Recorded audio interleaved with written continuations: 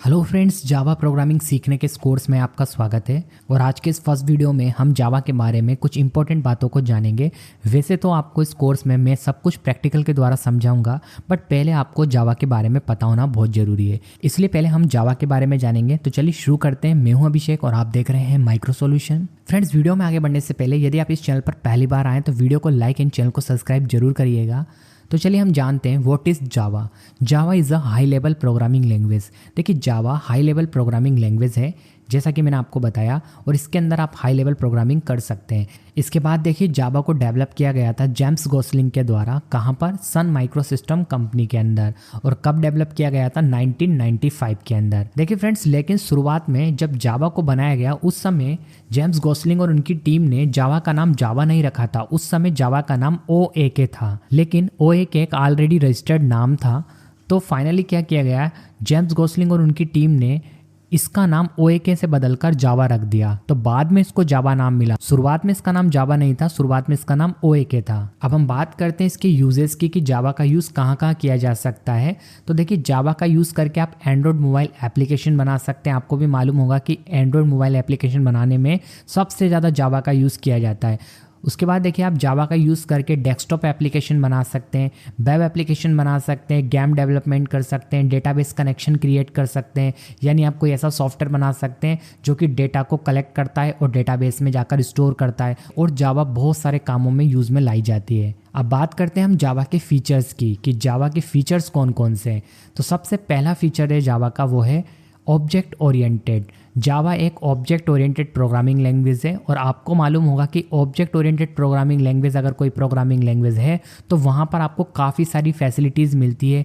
जैसे आप एक बार लिखे गए कोड को बार बार यूज़ कर सकते हैं अगर ऑब्जेक्ट ओरिएंटेड प्रोग्रामिंग लैंग्वेज है तो, ठीक है। तो ऑब्जेक्ट ओरिएंटेड की वजह से आप जावा के अंदर बहुत ही ज़्यादा फास्ट काम कर सकते हैं। इसके बाद देखिए, जो जावा का नेक्स्ट फीचर है वो है प्लेटफॉर्म इंडिपेंडेंट। अब ये जो फीचर्स है ना, इसको आपको ध्यान से समझना है। इंटरव्यू में भी कई बार आपसे यहाँ से क्वेश्चन पूछा जा सकता है। तो जावा एक प्लेटफॉर्म इंडिपेंडेंट लैंग्वेज है। लेकिन देखिए फ्रेंड्स, अगर आप C++ प्रोग्रामिंग लैंग्वेज को जानते हैं तो मैं इसके बारे में बताता हूँ कि C++ programming language platform independent language नहीं है, ये प्लेटफॉर्म डिपेंडेंट लैंग्वेज है।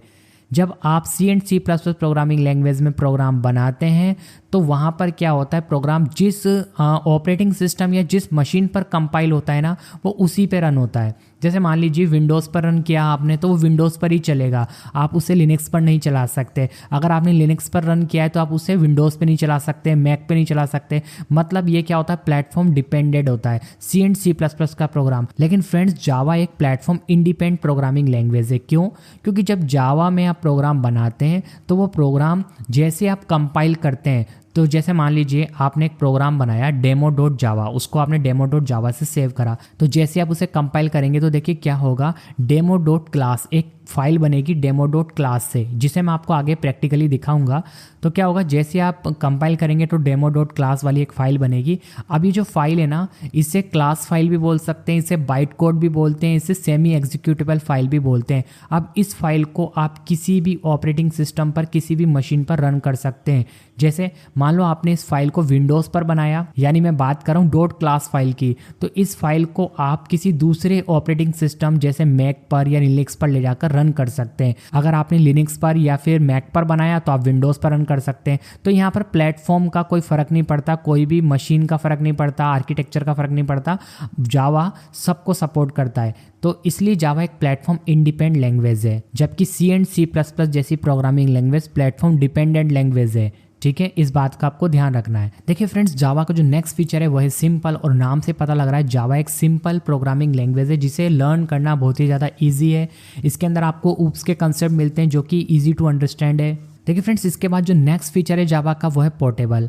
देखिए, पोर्टेबल इसलिए है कि जावा में क्या होता है, बाइट कोड बनता है। जब आप जावा का प्रोग्राम कंपाइल करते हैं ना, तो जावा का प्रोग्राम डायरेक्ट कंपाइल होकर रन नहीं हो जाता, 2 स्टेप में काम होता है। पहले बाइट कोड बनता है, फिर रन होता है, फिर बाइट कोड को हमें रन करना पड़ता है। ओके, तो उस बाइट कोड को आप क्या कर सकते हैं, किसी दूसरी मशीन पर, किसी दूसरे ऑपरेटिंग सिस्टम पर ले जाकर रन कर सकते हैं। इसलिए जावा क्या है, एक पोर्टेबल लैंग्वेज है। ठीक है, इसके बाद देखिए फ्रेंड्स, जो जावा का नेक्स्ट फीचर है वो है सिक्योर।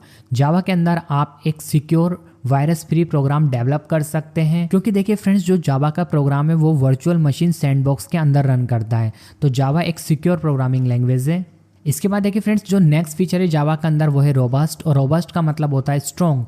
तो जावा के अंदर आपको स्ट्रॉन्ग मेमोरी मैनेजमेंट मिलता है, जिसे मैं आपको डिटेल में आगे चल के विद प्रैक्टिकल बताऊंगा। यहाँ पर आपको गार्बेज कलेक्शन जैसी फैसिलिटी मिलती है, यहाँ पर आपको एक्सेप्शन हैंडलिंग मिलती है, ठीक है। तो फ्रेंड्स ये सभी पॉइंट्स क्या करते हैं, जावा को रोबस्ट बनाते हैं। इसके बाद देखिए फ्रेंड्स, जावा के अंदर और भी फीचर्स होते हैं जैसे मल्टी थ्रेडिंग वगैरह, इसे मैं आपको आगे चल के डिटेल में विद प्रैक्टिकल बताऊंगा।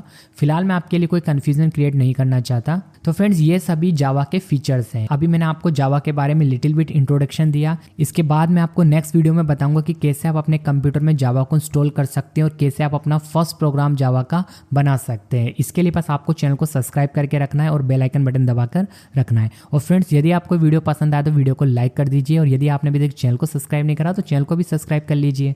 Thanks for watching.